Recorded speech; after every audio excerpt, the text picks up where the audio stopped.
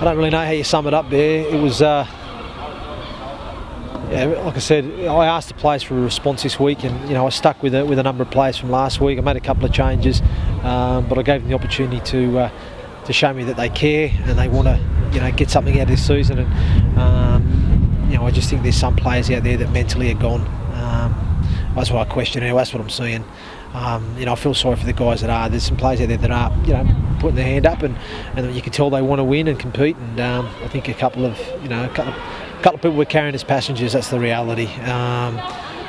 So I'm going to have a look at it this week and see what changes I can make and who I can bring in. I mean, I might even have to myself pull the boots back on to give us a bit of leadership out there. We're clearly lacking leadership on the field, and it's no coincidence. I mean, it's not excuses, but it's no coincidence when you look at when we were going well. We had myself in there, the likes of Tom Gilmore, Daniel Harrison, Reece Lovegrove. We're missing all those guys today.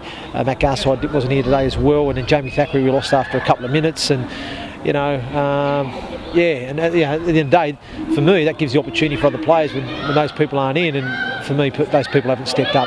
People haven't come in and took their opportunity, and other players as well they've let their performance levels drop as well. So, I'm going to have a look at the video. It's hard to comment till you see the video back to really assess certain individuals and players. But my general feeling is that I'm certainly questioning the players in there that who really want it and who.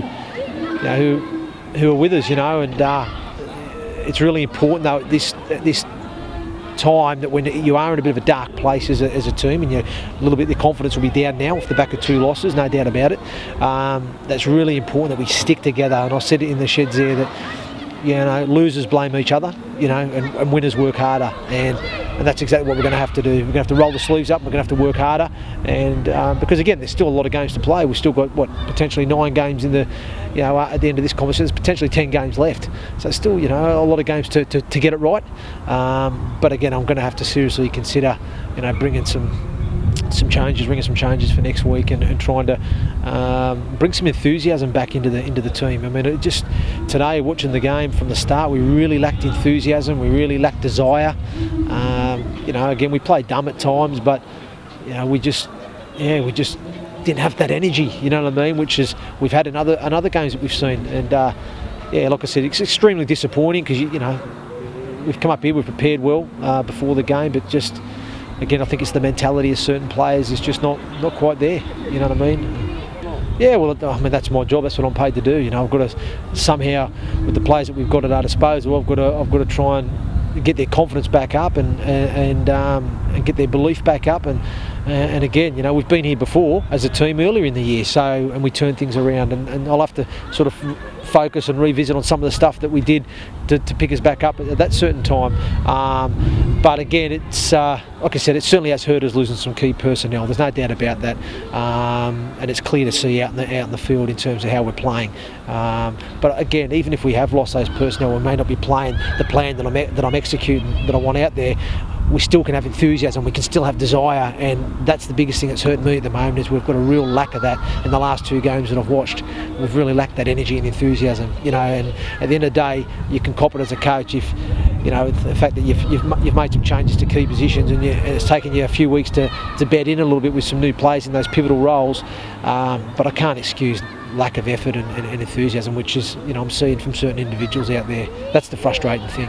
So, but again, we're going to have to address it. Like I said, it's important that we do stick together.